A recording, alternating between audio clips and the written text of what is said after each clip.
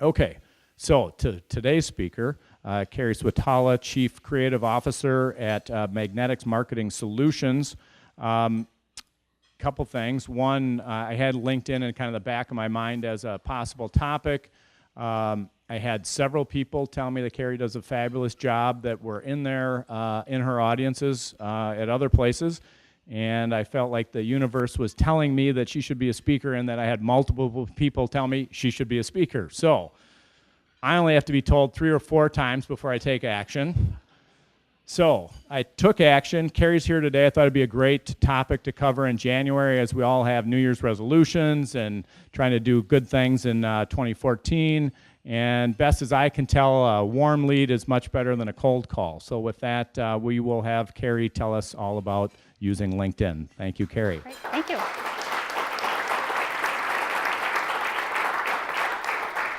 Well, thank you to Rick and thank you to all of you for having me here today. We are going to talk about LinkedIn. And for some of you, that's probably an enigma. You're probably thinking, okay, maybe 5-6 years ago, you get an invitation to join LinkedIn, and that's maybe the extent of where you left it. You might have, 3 positions ago still in LinkedIn. So what we're going to do is, this is normally a 3-hour hands-on workshop that I do. But we don't have 3 hours, and I don't want to lose you. So my goal is to get all of you to slide 3. And I've kind of taken this and really boiled it down into some strategic tips that you can put into effect right after you leave this meeting. So I will be available for questions afterwards too. But with that, let's go ahead and jump in.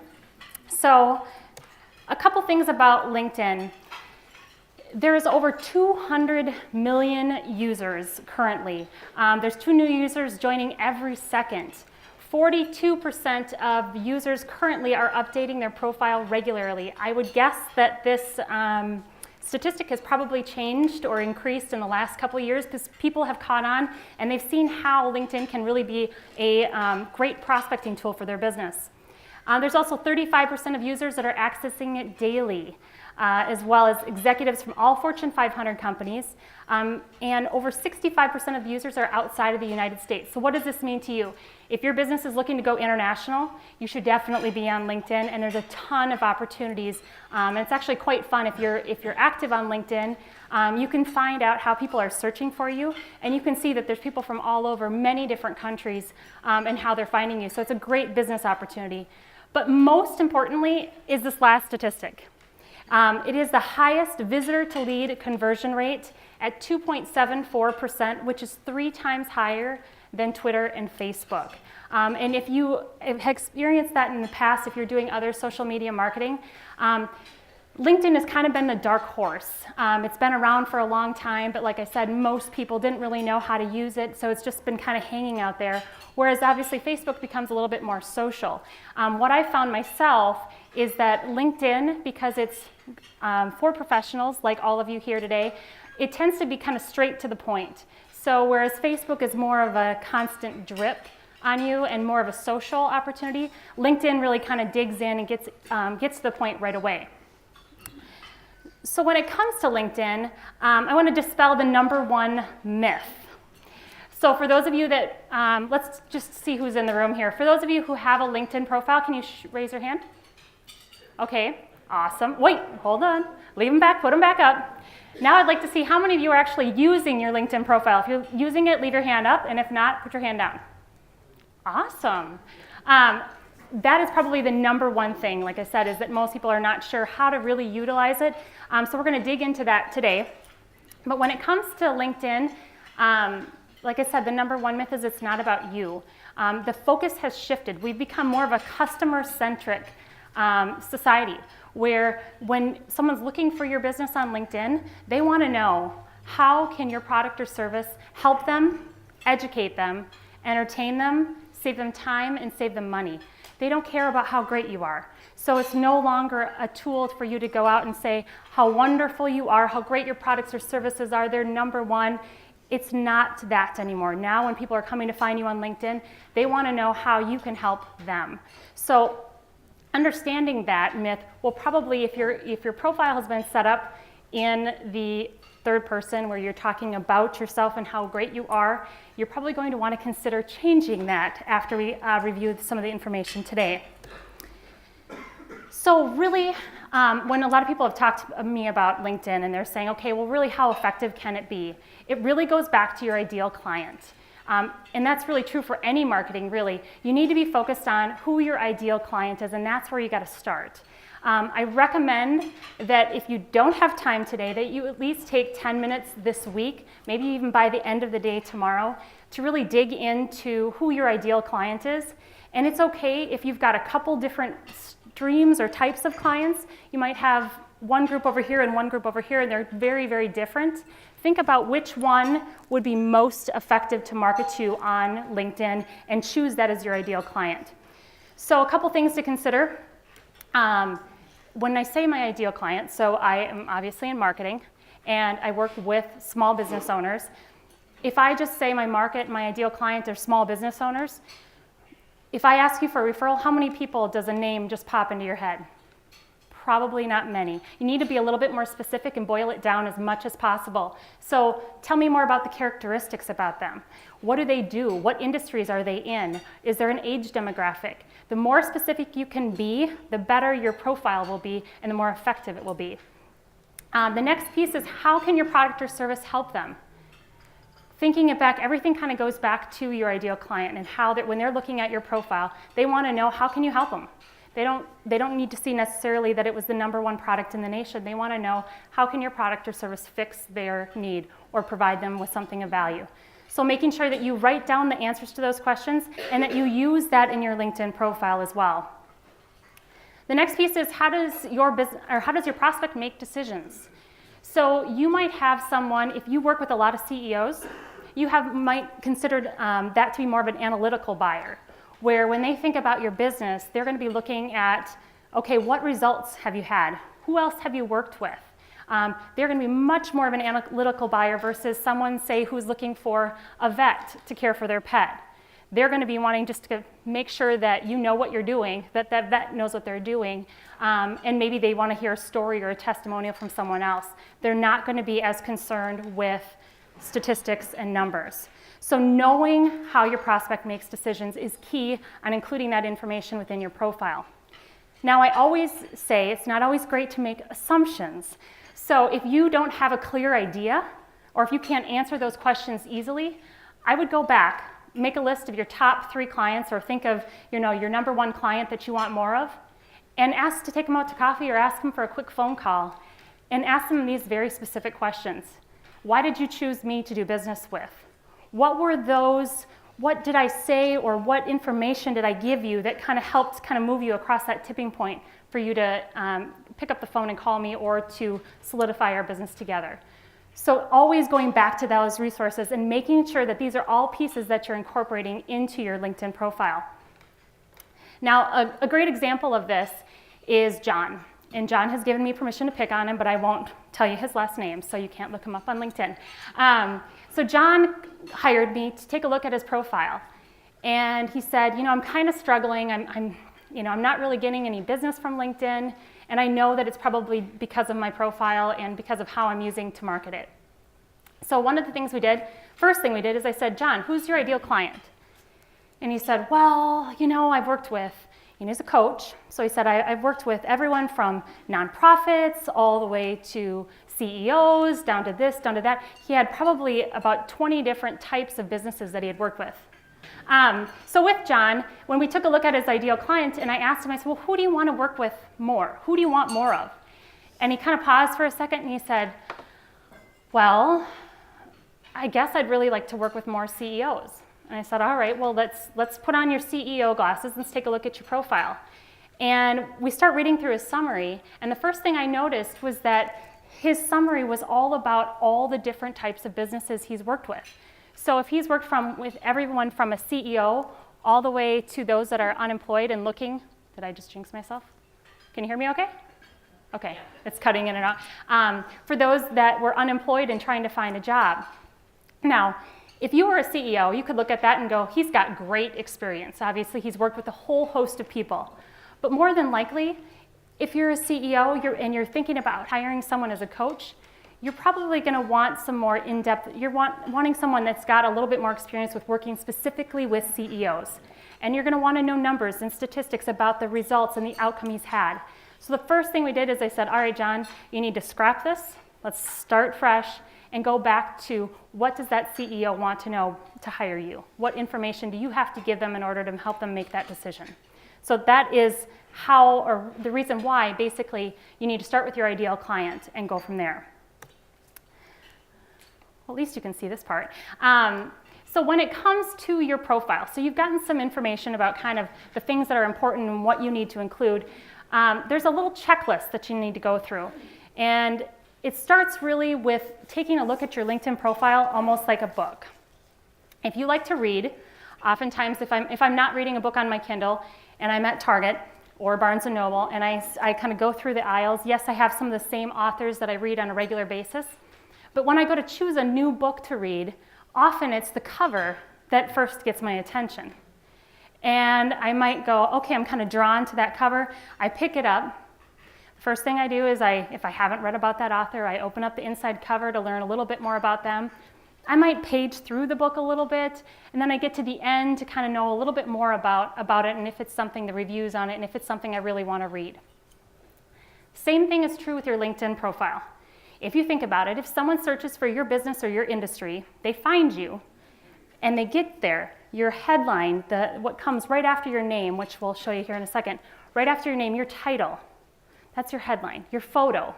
If you don't have a photo, number one, that's the most important thing. Leave today and get a professional photo on your LinkedIn page because no one will click on you if you don't have it there. But it's your photo that then gets them to go, oh, okay, now I want to read more. I want to see their summary. And the whole purpose of this is that you want to get them from your summary all the way down to your recommendations. Because guess what the recommendations do? They prove that everything else above the line, everything else above your recommendations of what you said is true. So it's very, very important to think about your LinkedIn like a book. Get them to the front and provide them enough information to get them to open the page and to keep scrolling down through your profile. So along those same lines, there's a couple things that are important. Making sure that your headline is catchy. Once again, that's your title. That's what appears right behind your name. Now, don't be too abstract. I've seen some people that, especially those that are artistic, right-brained, like myself, that come up with these really outrageous or funky titles. Guess what? We are becoming about a mile wide and an inch deep. We have information at our fingertips where we can just simply go on and Google something. If it's not really clear, we're not going to go any further. We're going to go on to the next one. We're not going to spend the time to dig in and figure out what you know. And I have to insert a little story here. I have two boys, 8 and 10, and they all got iPads last year for school. And my 10-year-old, they're doing some sort of math problem. Now, I'm right-brained, not left-brained. So he brings this math problem to me, and I really thought I could get past like 3rd, 4th grade math. It's now go see your dad. But he had asked me this question, and I said, Cal, I don't know the answer to it, or at least I don't think I can speak to it. I said, why don't you go look it up on your iPad? Go Google it. And he looks at me and he's like, oh, Mom. And I'm like, what? And he goes, I don't want to have to type all of that whole question into Google. Which gave me like one bit of panic at first, thinking, oh my gosh, this is our children, this is our society in so many years. And I turned around and I said, well, Max, I'm forming that lecture, that mom lecture. I'm like, okay, number 343, I turn around to go give it to him. He's asking Siri the question. And Siri, dang it, answered him and gave him the right answer. And I just thought, wow. I still remember having to go, it wasn't the walking uphill and downhill 5 miles, but I remember having to go to the library. I remember having to go through the card catalog, get the stack of books, decipher this code. You go get the books, bring them to the table, you rifle through all the books, and you still might not have the right answer. So if you keep that in context of where are the next generations and where they're going, they want information quick. If you make them work for it, they're done. They're moving on to the next person. So make sure that your headline is catchy, but not too abstract. The next piece is making sure that it's 100% complete. And I will, if we can make this work on the screen, I will show you that when I jump into my LinkedIn profile here in just a second. But making sure that your profile is 100% complete is important for two reasons. Number one, if someone goes to search for your industry, so they go into LinkedIn and they type in business coach. If your profile is, say, 96% and your competitor is 89%, you're going to appear above them in the search. And we all want to be on top of our competitors, right? Okay? So that's number one reason why it's important. The second part is the more you put into it, LinkedIn's like a machine. So the more you put into it, the more output it gives you. So the only way for LinkedIn to connect you with more people, which to me are more opportunities, is for you to have more information in there to find those people. So making sure you have your experience in there. You've got at least the last 3 to 4 positions that you've held. Any clubs, associations, networking groups that you're involved in, that's how it finds more people for you to connect to. And like I said, more people, more connections are more opportunities. The next piece is recommendations. Or actually, I'm sorry, keywords. So keywords are also important, much like search engine optimization. It's kind of, I don't dig into that very much, but when it comes to LinkedIn, when people are looking for your specific profession, so I do a lot of LinkedIn training, I want to make sure that I'm using, if LinkedIn is one of my keywords, that I'm using it throughout my profile. From the very top, my headline, my title, my summary, down through my experience, my skills and expertise, and things like that. So you want to make sure that if someone goes and types in LinkedIn trainer, that I appear above my competitors. So the more that you use those words, the more that you use those keywords, the more and the higher you appear in your search. One of the last pieces is recommendations. That is your social proof. That's how people know that all the things that you're saying about yourself or your company are true. So what LinkedIn says, typically, you want to get 2 to 3 recommendations for each position you've held. Now, if you've been in the industry for a long time or have a ton of work experience and say you've got 15, 16 positions that you've held, do you want all of those? Probably not. So really look at the last 3 positions that you've held that are relevant to what you're doing today. So if you're a CEO and you flipped burgers when you were 15, probably not relevant, unless there's some other weird connection that you can bring in there. So 2 to 3 recommendations for each position. The last piece that I think is probably the most important is to take a moment, once you've got your profile set up, you go through, put your client's glasses on, and read through your profile. Would you hire you? If you can't answer that, if it's not a resounding yes, or you have any sort of doubt, go back to your profile and include those pieces in there, or better yet, call up your top 3 clients, ask them to take a look at your profile, and make sure that it's speaking to them. So these are key pieces that help to make sure that your profile is in the best position for prospecting. The next piece is really, and what I'll do is actually I'll send out, I'll have this slideshow, so if someone wants the information, I can send it directly to you. The profile recipe kind of goes like this. You want a catchy headline that clearly communicates what it is that you do. 2 to 3 sentences about what it is that you do, and remember going back to how your product or service helps, educates, entertains, saves them time, saves them money. So you want to include those pieces into your those 2 to 3 sentences. And then you want to include a bulleted list of the services you provide, because we all take information in a different way, right? Some of us are really detailed. We want a lot of, we want the detailed information. We're very analytical. We want to see everything that there is to see. We want to read everything there is to read. Others are very short and sweet, that have maybe more squirrel tendencies. They want bulleted lists. So they want to go quickly and see what it is that you provide. So when it comes to the bullets, I say usually between 5 to 7. If you've got 50 different products that you offer, don't highlight all 50. It will just, your profile will look just out of whack and people won't click on it because it's too much information. The next piece you need to have is a call to action.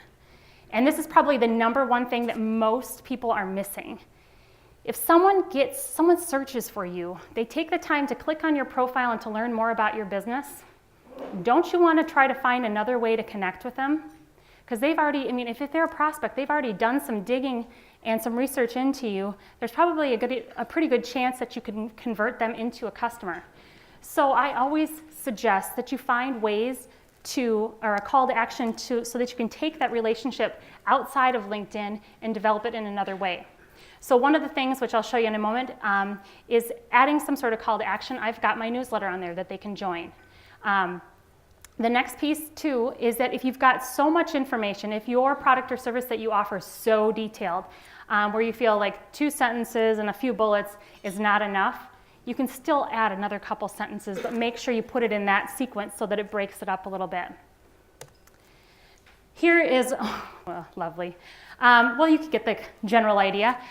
This is the summary for my business. So I've got a couple sentences that talk about what it is that I do, what sets me apart. The reason why it says in here at the very top, you can see I have an idea.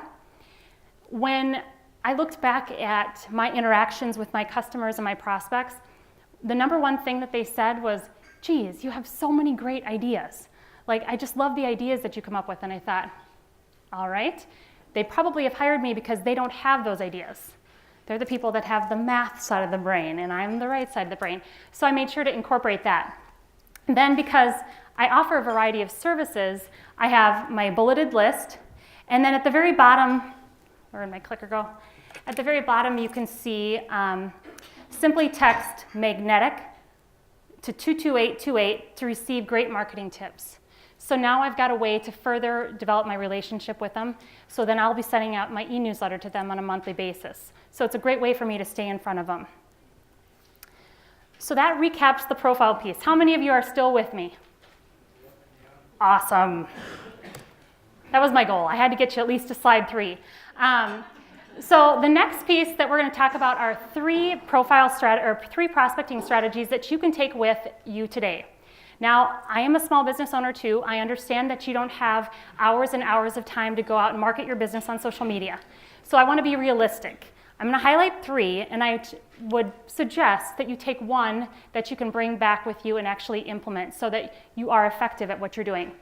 So this would be reverse prospecting, or the not so politically correct term, reverse stalking. And it is by far my most favorite. If you take nothing else away, take this.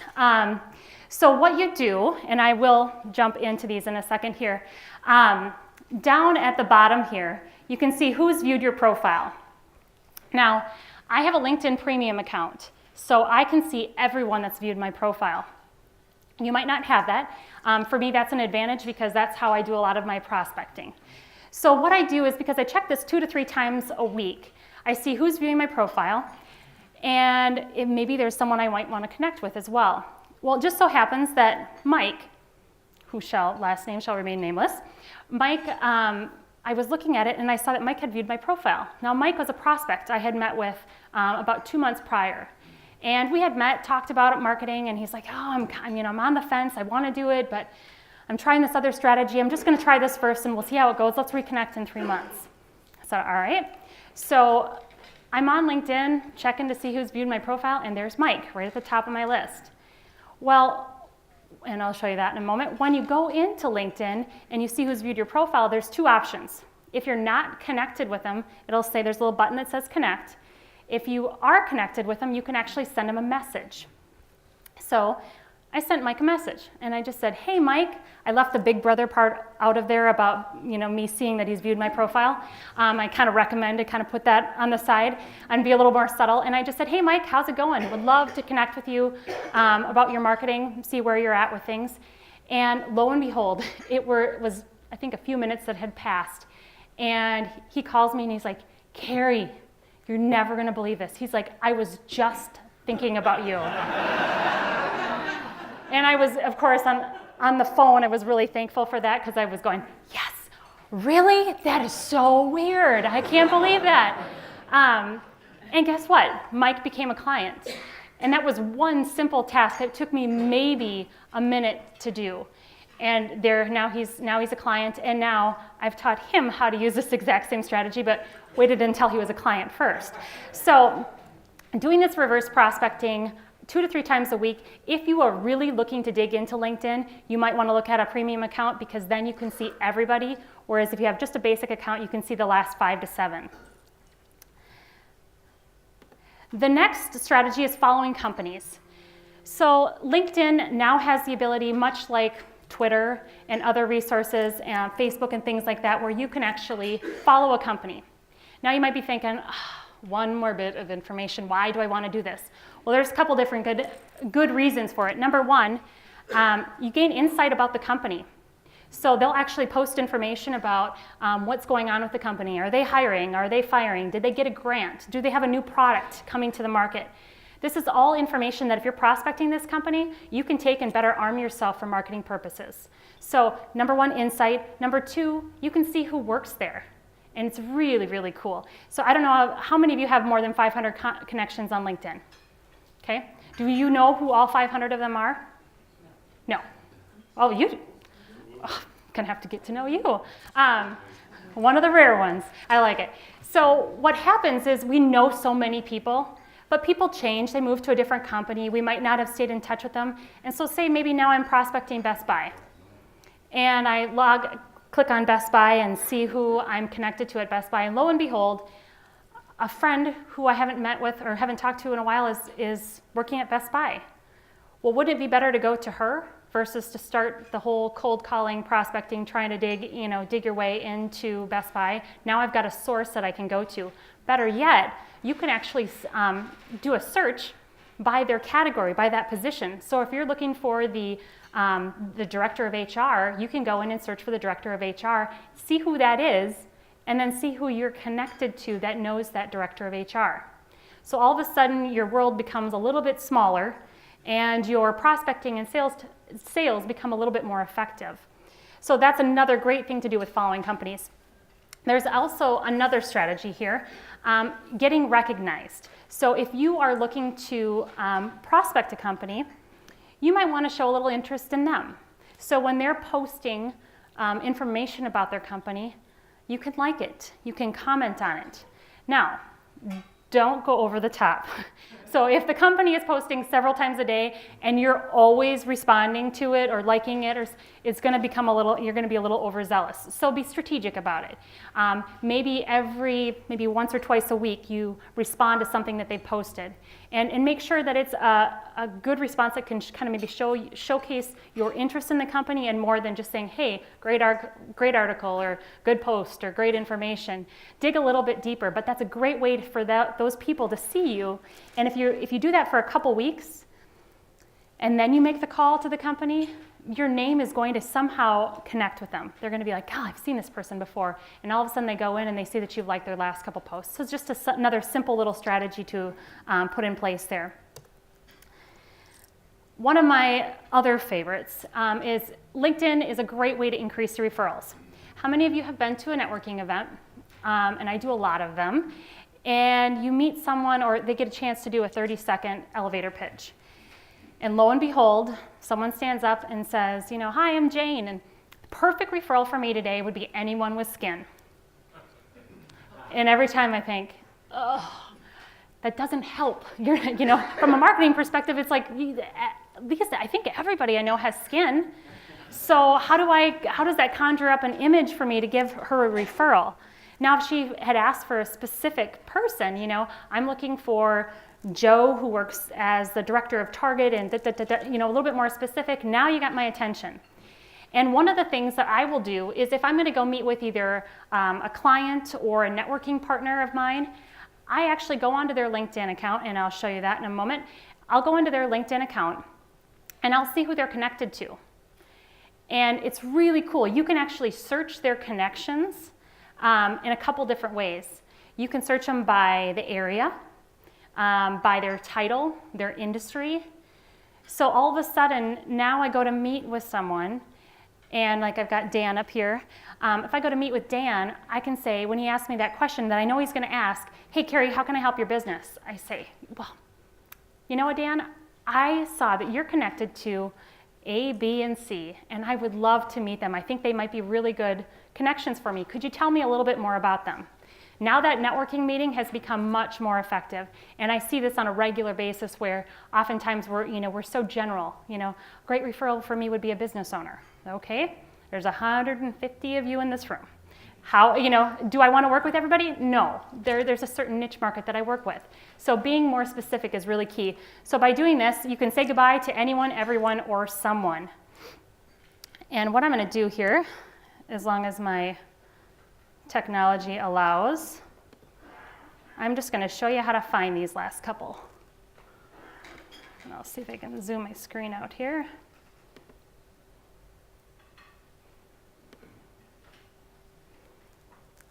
Okay, so I'll just kind of jump back for a second. I didn't want to interfere with the PowerPoint. So if I'm on my profile, right down here is who's viewed your profile.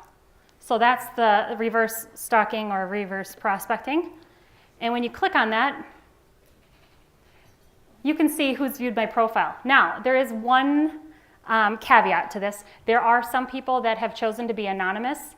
I would highly recommend if you have that setting that you change it. This way people can see who it is. I don't think it harms you in any way to be anonymous unless you're going to scope out your competition. But as you can see here, if I'm connected to them, it actually says message. And if I'm not connected to them, there's the connect button right there.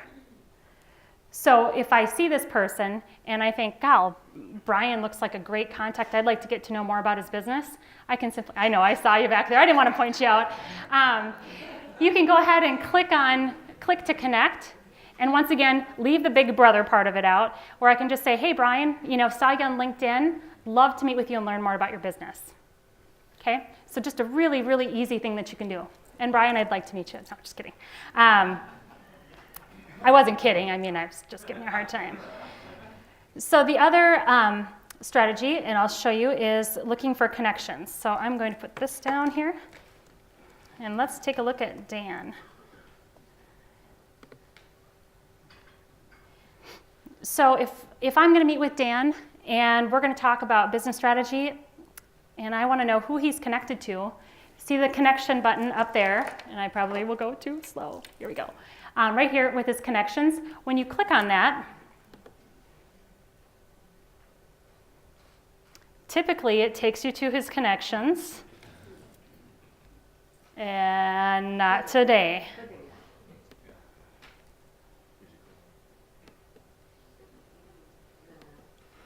Once again, I defer to the Murphy's Law of Technology. That would be me. I think it's having to do with their Wi-Fi connection here.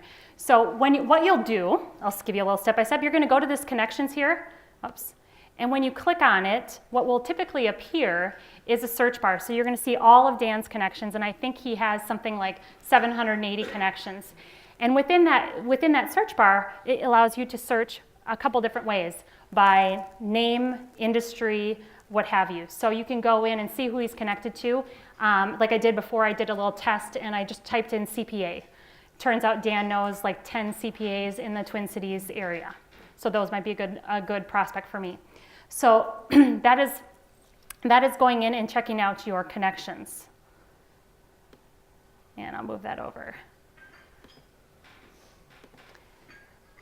Well, thank you very much for your time. My shameless plug is that number one, if you connect with me, if you ask me to connect, I will connect with you. I'm happy to do that. Secondly, if you would like, I guess you can see it. If you would like to learn more about, I do a monthly newsletter that goes out that's got tips on LinkedIn specifically, as well as email marketing and best practices.